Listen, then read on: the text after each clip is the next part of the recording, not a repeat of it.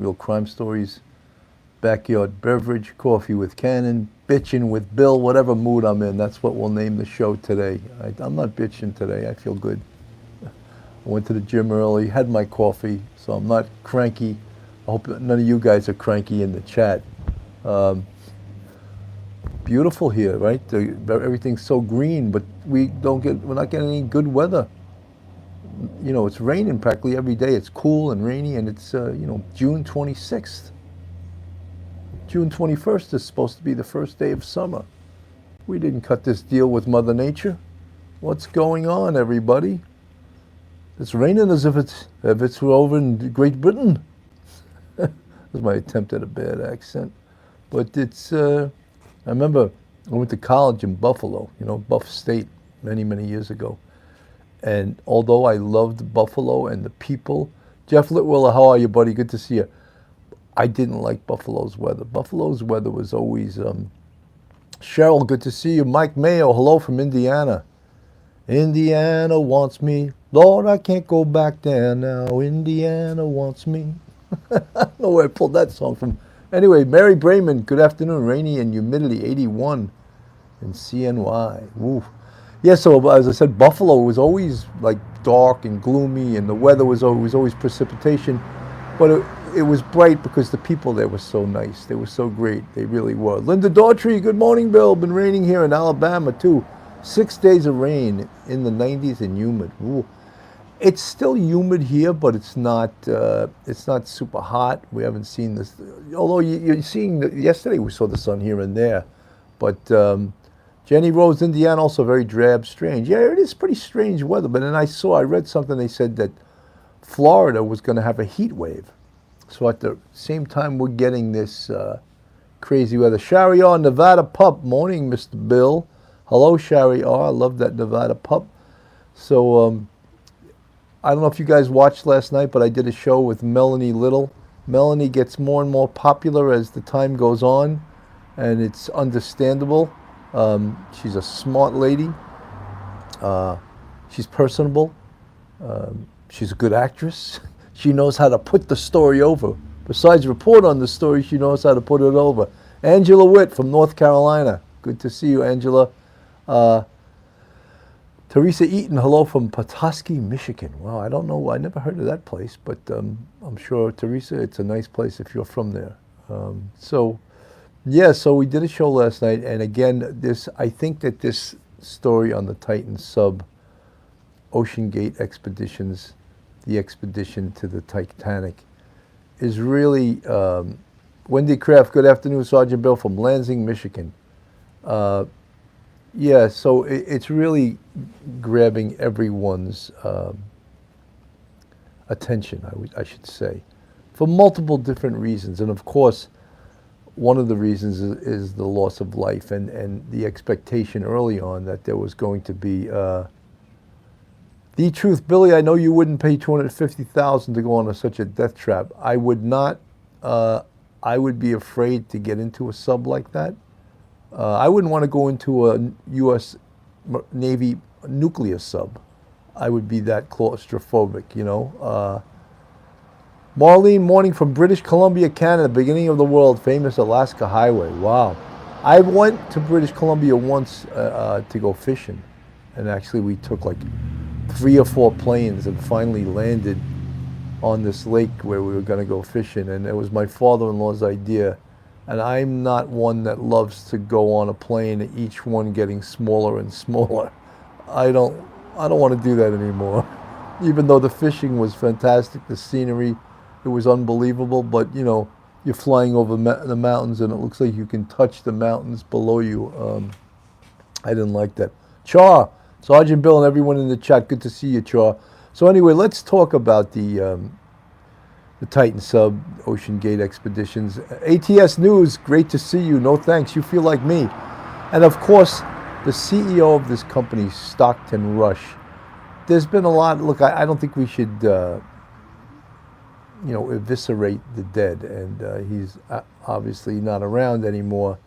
And people, of course, want to put this whole tragedy on his shoulders. And he deserves a great deal of it. He pushed this trip. He was selling this trip right up into the right up, practically up until they launched. You know, Richard Resendez, hello, and many people in the submersible world, which apparently is a very small world, a small community of people, serious people, you know, smart people, affluent people, because to be in this game you have to have money in order to do it. Jenny Rose, poor design apparently.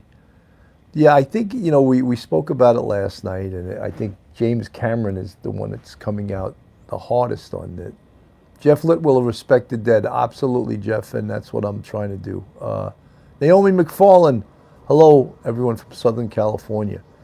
I'm trying to, you know, but, you know, everyone's reporting on this story, and we found out today, or actually sooner than that, this case is going to be investigated by at least 3, potentially 4 different investigative bodies. We have the U.S. Coast Guard that will be the lead, the NTSB, that's the National Transportation Safety Board, the Canadian government, and of course with an assist really from the U.S. Navy, because the U.S. Navy was the first, and of course they have the technology and the equipment to hear underwater, and it's top secret equipment obviously because it's probably used in tracking other submarines, but they picked up the sound on Sunday of an implosion. So, and from what I understand, once they picked up that sound, they did report that to the families. So that, you know, you have to also realize that everyone was, you know, counting on or potentially having maybe false hope, especially after the Navy picked up that sound of an implosion. Everyone was hoping for a rescue, that these folks in this submersible were going to be able to be rescued. And I think that's why the Navy didn't report that to the media right away, because the media would have jumped all over it and they would have said they're doomed, this, that, and the other thing. But instead what was being reported, we were all very hopeful that they had enough oxygen to survive, that they had enough power to get back to the surface, because from what I understand, if this submersible lost all power and was, Kami, hello, how are you? Wendy Kraft. If this submersible lost power and was stranded at the bottom, there was virtually no way for another sub or a vehicle that can get to those depths to rescue them. So I don't know, you know, what is the plan B in that if you lose power? We talk about Jenny Rose, there was no rescue plan. No, there wasn't. We talk about redundancy in systems, right? And, you know, to simplify that, how about a hospital that has all kinds of equipment that keeps people alive, that depends on electricity? If they lose electricity at a hospital, of course, they have a backup generator.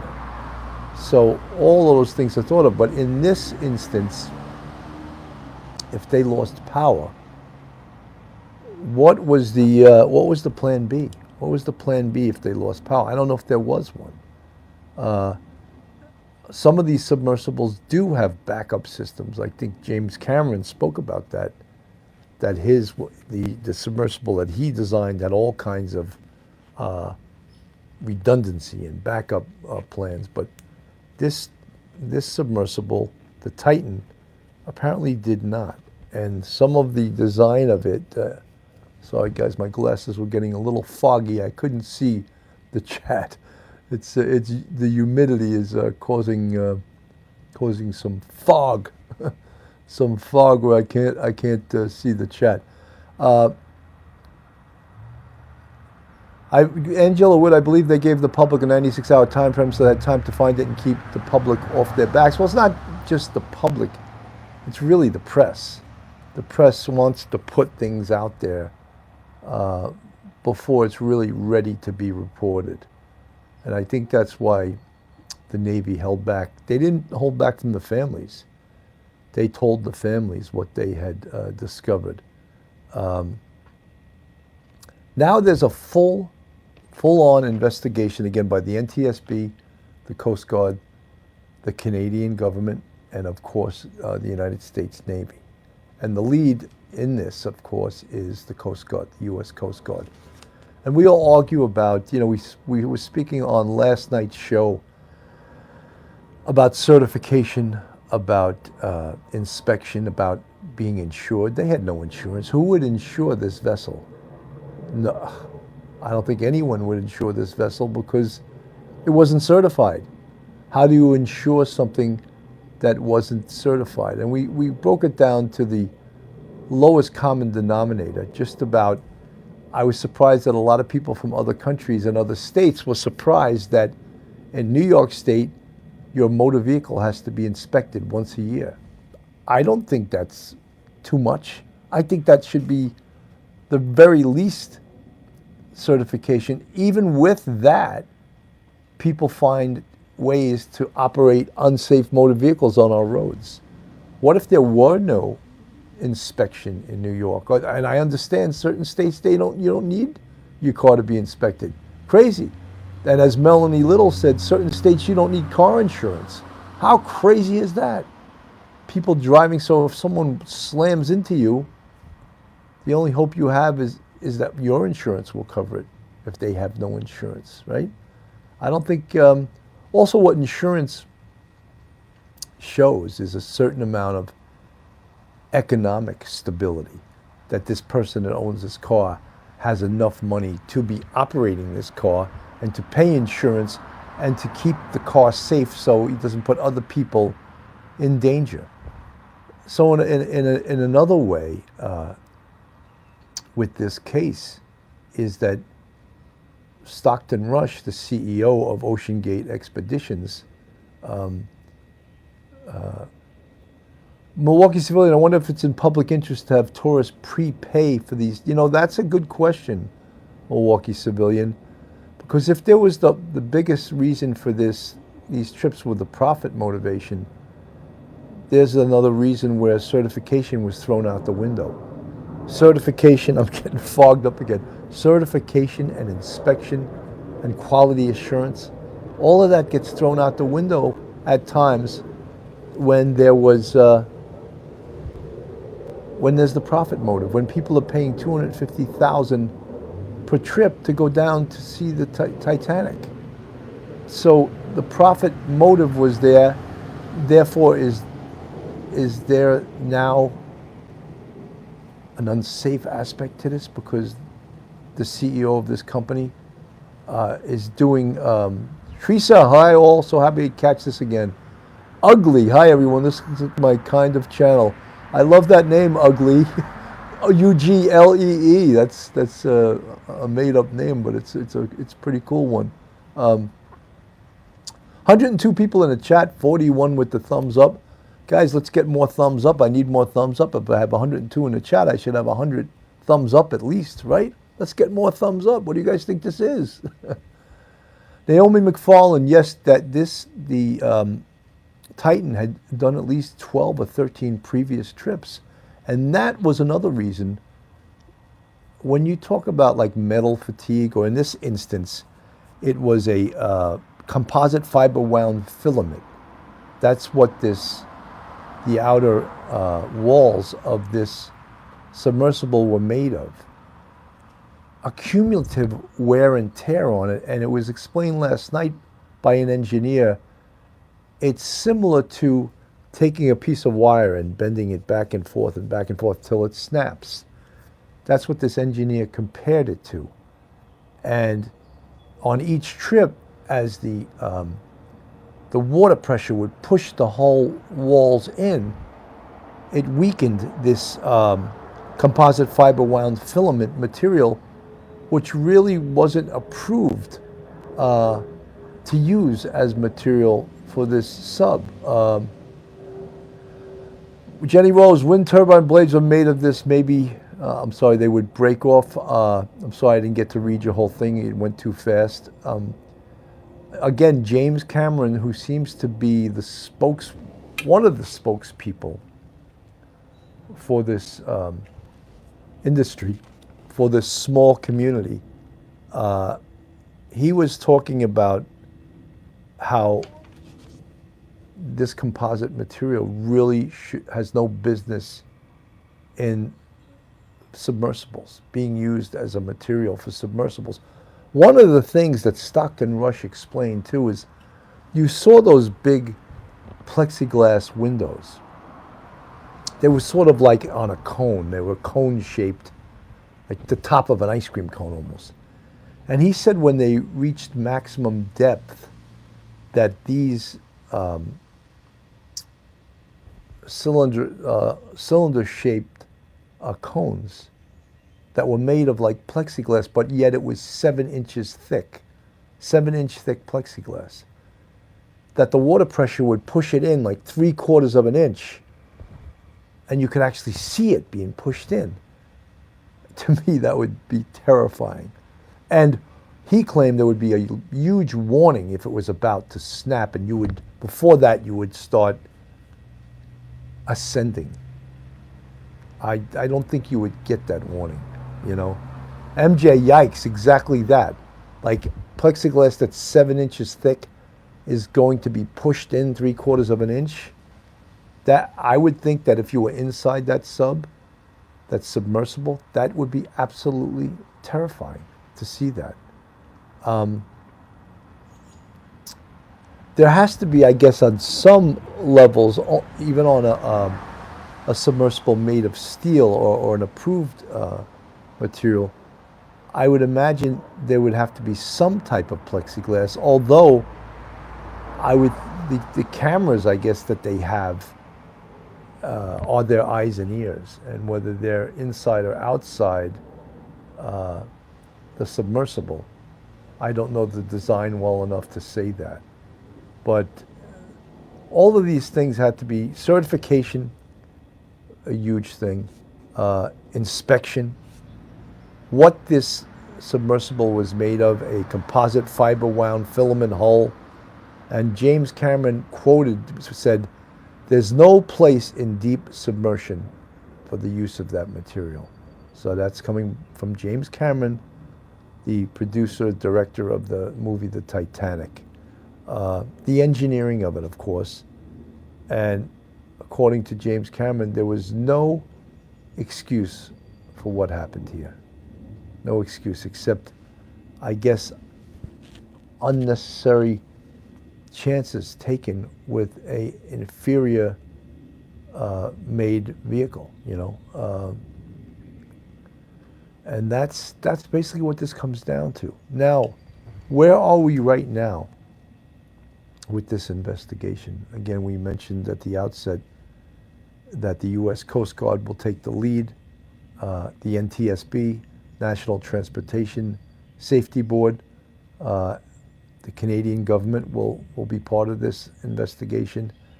And of course, the U.S. Navy, I don't know if they'll be hands-on on the site, but the Coast Guard also is an arm of the U.S. Navy. But the U.S. Navy is involved because they were the ones that heard the implosion on Sunday night that basically let a lot of people in the know that a tragic incident had occurred. Jeanette Lawson, even Navy subs make serious creaks that for all newbies get scared. Yeah, I mean, I wouldn't, first of all, I'm not submarine material. I'm not a naval type guy that would want to do submarine duty. I would think that the people that get assigned to submarines in the Navy want that type of work. I would think they volunteer for it. Because I would imagine the Navy could get lots of volunteers to do submarine duty. But if I was in the Navy, that would not be my choice. No way, no how would I volunteer to be on a sub. So all, the folks, I just like to call out the names of the people that lost their lives. British billionaire Hamish Harding.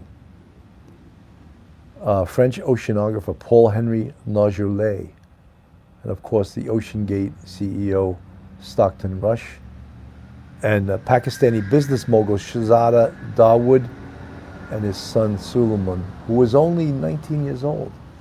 And from the reports we hear that Suleiman had a certain amount of trepidation, that was a bit afraid, and he only, I guess, agreed to take the trip with his dad, and he had apparently purchased or given this trip to his dad for Father's Day. What a horrible story, right? Something given in love for Father's Day winds up so tragically, so tragic, right? Cheryl, yeah, that poor kid. Barbara Coleman says submarine workers go through extreme physiological and psychological, I would imagine, screening to choose who actually gets to work that type of duty. A big question right now, we spoke about it last night, we touched upon it last night. Is there, I don't know if you guys noticed, but all the time I read the chat, and some people in the chat, and 99% of the people in the chat are wonderful, complimentary, and if they have a criticism, that's fine, as long as you remain civil, and we can take it, but you get some people in the chat like, oh, you're a cop, why are you commenting on this? This is not your expertise, blah, blah, blah, blah. Yeah, admittedly so. But is Anderson Cooper a expert on submersibles? Are any of the other reporters on any of the channels experts on submersibles? No. The answer is no. So does that mean we're not allowed, because we're ex-cops, to comment on this? I will report on this story. And when I need answers, bring forth the experts that understand this and reported on this. The Truth, Bill, you're an investigator. Anyone can investigate and report. The Truth, thank you. That's the way I feel, right? Milwaukee Civilian, journalists are experts on whatever they're covering on that day. But Milwaukee Civilian, all you do is you get the experts. Why do TV channels have what I call talking heads? Every day they have different talking heads, right? And that's what makes them credible, is that they can bring in experts from the field. Folks, this is Police Off the Cuff. Real crime stories, coffee with Cannon, backyard beverage, bitchin' with Bill, coffee, cuffs, crime, and any other C you want to use for this show. If you're not subscribed to us, go on our YouTube, hit that subscribe button, give us a thumbs up, and ring that bell. And if you want to contribute to us, we have a Patreon with 3 different levels, and we also have a YouTube channel membership with 5 different levels, and you see the folks in the green font. They're part of our friends, our fans, our subscribers, and they support Police Off the Cuff, real crime stories, backyard beverage, coffee with Cannon, and bitching with Bill. I didn't do that much, but I always get a few bitches in, but I didn't bitch too much today, right? So a lot of people have the questions of, could someone be charged criminally in this case? And I guess the answer is yes. They're looking into if there is a criminal aspect to this case. Is there a criminal aspect? Carmelita, hey Bill, sorry I'm late. Don't worry about the few that have negative comments. This is your show, and we're all here to have what you say. Look forward to it no matter the topic. Carmelita, thank you so much. Very nice of you. And again, the folks that support us way outnumber the ones that detract from us. But you know something? I'm a copper, a former copper, and we're supposed to have thicker skin. That's what we were always told. You have thicker skin than the public, so you have to take the and I do. I take the criticism, I think, pretty well, but that doesn't mean you like it, right? But I'll take it. Because with the love, you have to take the hate too, right? Well, not necessarily the hate, but Ugly, your grass looks fantastic. You could putt on that. Yeah, it grows so damn fast. We have it cut in the summer. We have it cut once a week, and it's like, if you don't get it cut once a week, it looks like a damn jungle, But it looks good though, right? Yeah, it definitely does look pretty good. Matt Parker, the media jumping to conclusions about what actually happened.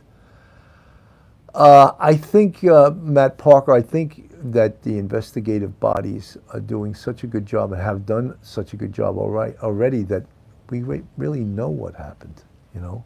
We basically know they found the debris field 1,600 feet from the bow of the Titanic. So they believe that they were right at the level of the Titanic, basically, when the catastrophic implosion occurred. So,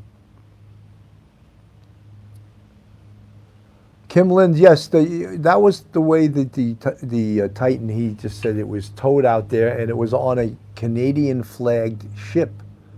You think that that ship now faces liability? You bet they do, because guess what? When lawyers sue people, they sue everybody. They'll sue the maker of the boat, they'll sue the captain of the boat, they're going to sue, of course, this company, and the company CEO, the Ocean Gate Expeditions. Even though they signed these waivers, I think they're going to still go ahead with civil litigation. I don't think they really care that these people signed waivers. They're going to go forward with a lawsuit, and it's going to go forward. But again, here we have this Canadian ship, a Canadian flagged ship. Now just think about it, was CEO Stockton Rush thought about his movement. It was, I believe, this submersible was registered in the Bahamas, or I don't even know if you could call it licensed, but registered. They were out of the Bahamas. The submersible was brought to the site above the Titanic by a Canadian flagged ship, and the waters that they dove in were international waters. So all of that precludes licensing, certification. That's how they got away with it, that they weren't under the jurisdiction of the U.S. Coast Guard. You would think, and none, again, this is, I spoke about it with Melanie, who's an attorney, but she's not a maritime attorney, that there must be international maritime law. I'm sure there is, but I don't know if it covers this area of the law. Does it cover the legality of submersibles and whether or not you can do a dive with a submersible that's not certified, that's not inspected, that's not licensed? Banjo Zep 7, thank you for stopping by. That's a question that I don't know the answer to. I would imagine a lot of these broadcast stations will have experts from maritime law to talk about this. The big thing, of course, that everyone was talking about, with this rather extensive waiver that they made the passengers sign, is civil lawsuits. Are civil lawsuits even a possibility? And Melanie thought that the Melanie Little, who is an attorney that's frequently on our show, she felt that the waivers were pretty strong, that they pretty much covered, and she was questioning whether or not this company, Ocean Gate Expeditions, could be sued. I think that, look, I think they can be sued, and I'm not a lawyer, but guess what? Lawyers will file lawsuits and roll the dice. Let's see what happens. But again, this company had no insurance, at least not for this submersible. So who's got the deep pockets in this instance? Could the Canadian flagged ship that delivered this submersible to the site, could they have the deep pockets? Milwaukee civilian, if billionaires died, people will be sued. You bet. Someone's getting sued here, you know, whether the lawsuit goes anywhere or whether it's a lawsuit that will just uncover how bad this actual trip really was, how negligent there was, if there was a lot of negligence in this. Jeanette Lawson says, go after Rush, Stockton Rush. Well, you know something, it's his company. There's other officers of his company. I would imagine he was the CEO. There must have been others below him. Is there a board of directors? Are there investors? There must be some insurance for this company that they have just for day-to-day operations. And again, Stockton Rush cursed at the certification, the time it would take, the time lost. Jersey Girl, still so sad, James Cameron. Yes, James Cameron, he explains this amazingly. And that's why we cited him on our show last night. We played an interview with Anderson Cooper and James Cameron, and it's very eye-opening, you know. Sergeant George Ishak, good to see you. Hello. 140 in the chat, 102 with the thumbs up. Coffee with Cannon, backyard beverage. Bitchin' with Bill. So good to be out here. It's actually nice out here right now, especially I have we argue what this is called. Is it called a lanai? Is it called a cupola? What is this little structure called? I don't know, but it keeps me dry when it's raining and has the proper lighting when I want to do a Coffee with Cannon show outside. Nikki Bella, 2 cents. Who designed it? Who designed the submersible, the Titan? Well, I think it was probably designed by Stockton Rush, who was actually also an engineer. Not just by him. Not just by Stockton Rush, but by other engineers. He said that, and I don't know if this is true or not, that NASA, the National Association of Space, that designs all the Explorer, the Geminis, all of those things, the Apollos, that they had a hand in designing this. I don't know if that's true or not. National Association of Space and Aeronautical Engineering, I guess it's referred to. And I don't know if it's true that they had a hand in designing the Titan.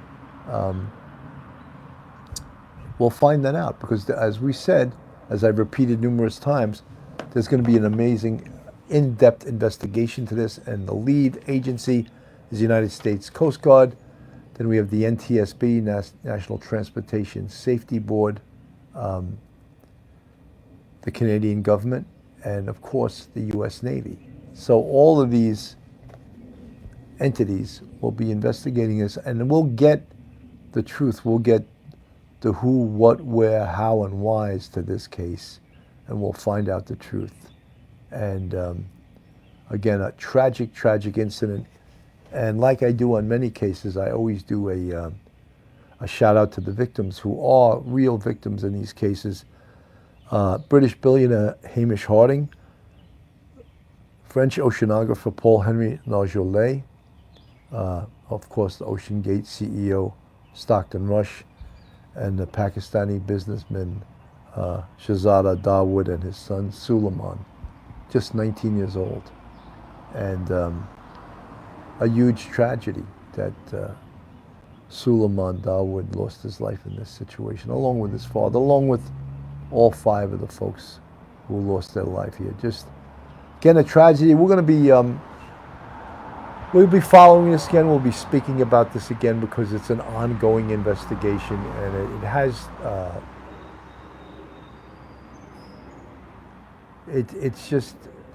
it's an amazingly interesting story in the way that everyone's always interested in explorers and the chances that they take, the risks. And do we stop people? Schmitty, good to see you. Good afternoon, just got here.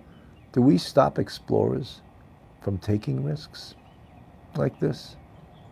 I don't think we do. I think we allow explorers to explore. We allow risk takers to take risks. If we didn't allow explorers and risk takers, we wouldn't have the amazing inventions we have. We wouldn't have the science that we have. So, again, we will see whether or not, based on the investigation by the U.S. Coast Guard, the NTSB, National Transportation Safety Board, the Canadian government, and the U.S. Navy, whether or not any of this investigation results in criminal charges in any way, shape, or form against anyone. That we're waiting for. Guys, I want to shift gears and go to the Brian Kohberger case. The Idaho quadruple, of course, Ethan Zana Knodel, Ethan Chapin, Zana Knodel, Madison Mogan, and Kaylee Gonsalves. there's a hearing tomorrow, and I know everyone has been following this DNA story. And I think all the confusion exists because all the discovery has not been handed over to the defense. But yet, the defense is arguing about the DNA found on the knife sheath. And there was a chronology to that. There was a chronology to the DNA. Remember,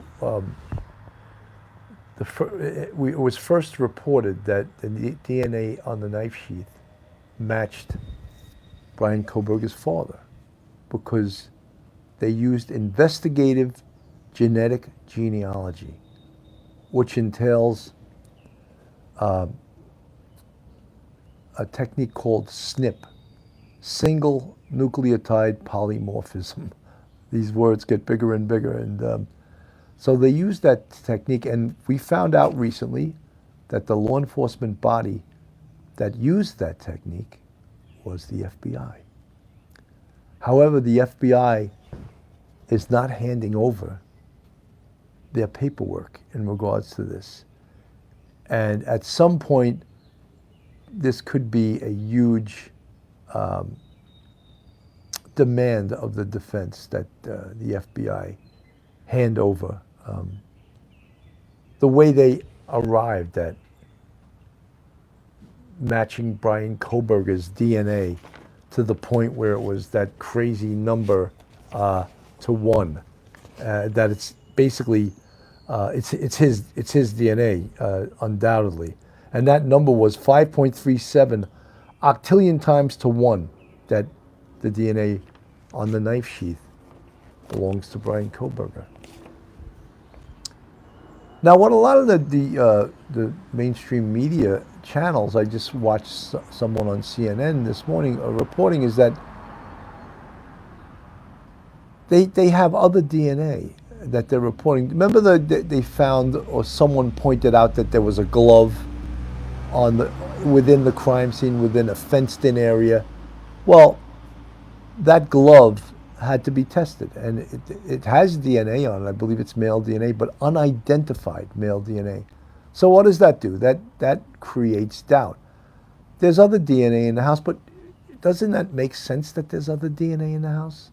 Other males were in that house, had been in that house.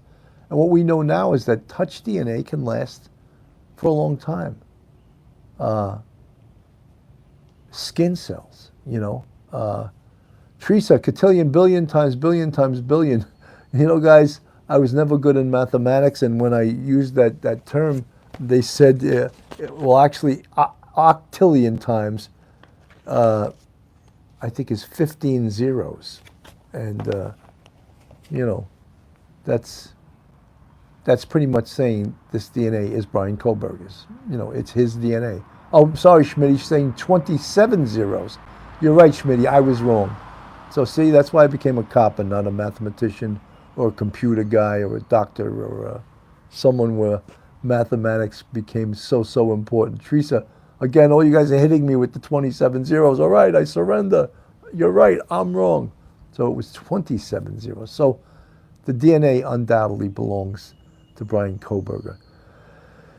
So one of the things that I could see the defense is arguing the strongest evidence in this case, of course, is the DNA on the knife sheath. And then they're talking about, the knife sheath was under the comforter next to the body of Madison Mogen, and they're already trying to create doubt based on where it was found. Like it was there all day, like before Brian Kohberger even got there. If we believe he's the killer, which I do believe the evidence is there. And what was used, what was the chronology? Michael Kovacs, the sheath contained a knife that was used in the murders. Michael, no doubt, 100%. And a lot of these mainstream media stations are going, they didn't find the murder weapon. So what? How many murderers get rid of the murder weapon? because they know that that's a powerful piece of evidence. There's no doubt Brian Kohberger got rid of the murder weapon. He didn't plan on leaving that knife sheath next to Madison Mogen's body. He didn't plan on that. That was a mistake, right? But so they didn't find the murder weapon. Does that mean that he didn't do it? Does that mean that someone planted that knife sheath there? I can't believe some of the things I read or I hear people reporting on YouTube. And again, content creators have every right. You know, they don't have a right to make stuff up. They really don't. And a lot of this stuff is made up. They make stuff up, and that I think is disturbing. And because look, it's the defense's job to create doubt, and they don't need content creators to make up things, you know.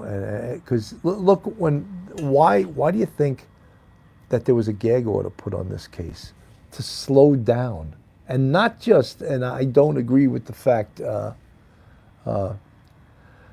Buttercup 203. They looked for the knife. They know where. Right, exactly. They tracked his movements via cell site information and via a time frame based on that cell site information. But still, you know, you could have thrown the knife in a body of water. You could have thrown the knife deep in the woods and it's buried under leaves or so. So it makes sense that the prosecution and the police didn't find the knife, you know. It could be anywhere. It could be anywhere. So again, will that create doubt? You know, the big thing that everyone wants to hear, and again, it's not a necessary element for the prosecution to prove. Everyone wants to hear the M word, and that's motive. What was his motive in doing this, you know? Everyone wants to hear that. But that's not a necessary component. Shalane Thomason, hello, Sergeant Bill. How are you, Shalane? Good to see you. Motive is not a necessary element for the prosecution to prove. The prosecution must prove this case. BARD. Remember I gave you that acronym? B-A-R-D. And guys, what is that? Come on, students. BARD means what? Come on, who's going to be the first one to put it up on the screen? The prosecution must prove this case barred. Come on, I don't see it on the screen. I'm going to have to say it myself till I see it on the screen, you know. So, Schmitty, beyond, okay, A. Okay, Schmitty, I think you got it. Beyond a reasonable, yes, doubt. Very good, Schmitty. I knew you were an A student. Schmitty is an A student. She got it all, but she was teasing me by putting it in one frame at a time. Beyond a reasonable doubt, for sure. So again, we always talk about it. ATS News, why did they think who was targeted? They had probable cause to arrest Brian Kohberger based on evidence, you know. And we talk about probable cause being a lower standard, right?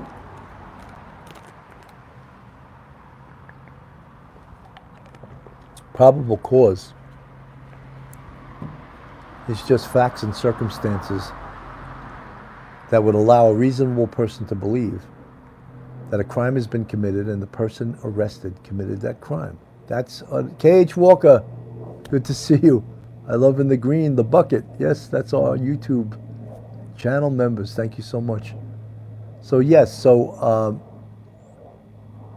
targeted attack, that we don't know, ATS News. We don't know why right now. Could the prosecution have this information? Yeah. That's why I don't understand. Look, it says in the criminal procedure law for Idaho that the prosecution has to hand over discovery material to the defense prior to the start of the trial. That's all it says. It doesn't give a date. It doesn't say, oh, you must do it in a timely fashion. It says before the start of the trial. So what is the date that the trial is supposed to start? October 2nd, correct? So if that is the date that the trial is going to in fact start, then the prosecution will have to hand over all their discovery material before that date. Could they come into court October 2nd and hand 10 milk crates full of discovery material to the defense? Absolutely. So, excuse me, that could be a factor. So we'll see what happens. But I think that a lot of these mainstream media people are reporting that as if the prosecution doesn't have any more evidence than just the DNA, which is quite powerful. It is extremely powerful evidence. And yet it's being minimized, I think, because of the new science of investigative genetic genealogy. Look, DNA is an accepted science, and identifying DNA is an accepted science. But there are protocols and procedures that law enforcement must follow, whereas investigative genetic genealogy, it's so new that there are not legal parameters that have been given to law enforcement to follow in order to, like rules of evidence. There hasn't been that because, so according to C.C. Moore, who is probably the top investigative genetic genealogist in the country, she says that investigative genetic genealogy should never be used as the lone evidence in a case against a defendant. It should be used in addition to build a case as a piece of evidence that puts you in the ballpark, that gives you, in this case, could have given them probable cause, although I think they had other evidence that gave them probable cause before this. So it should never be used as the lone evidence. That's, you guys, we've cited investigative genetic genealogist C.C. Moore many times. Jeanette Lawson, if there is a gag order, how do they know what evidence they have? They don't. They don't know. But as I said, the prosecution's not required to hand over all their evidence until the start of the trial, which, if that's October 2nd, then all of the evidence that they have, all of the discovery material, the prosecution must hand over by October 2nd. And as I said, they can show up in court with 10 milk crates full of... Erin Kelly, thank you so much for the 10-pound super sticker. Very much appreciated. L'Oreal, listening while I make stuffed artichokes. You're going to make us hungry. Stuffed artichoke. What are you stuffing them with? Schmitty, investigative genealogy is awesome. I can only imagine how its use will grow through time. You know, Schmitty, I had said on this case, but in no way am I an expert on DNA or investigative genetic genealogy, but I think it is such a amazing technology that it'll make the FBI CODIS system, the combined DNA index system, obsolete. It will really make it obsolete. So who is going to handle, for law enforcement on a national level, who is going to handle investigative genetic genealogy? Probably the FBI. But I don't know if the protocols and the legalities and the criminal procedure has been written yet to give law enforcement the guidelines they need. Look, there's some of these genetic genealogy sites won't allow law enforcement to use their DNA databases. 23andMe does not allow law enforcement to use their database. It says it right on their guidelines. There's another site doesn't allow law enforcement. So law enforcement may have to build their own investigative genetic genealogy databases and to build family trees. You know, we spoke about Ramapo College in New Jersey has the first investigative genetic genealogy certificate program in the nation. Folks, I'm at 4935. We had a great conversation today. Have a great day. Police off the cuff. Coffee with Cannon. See you soon.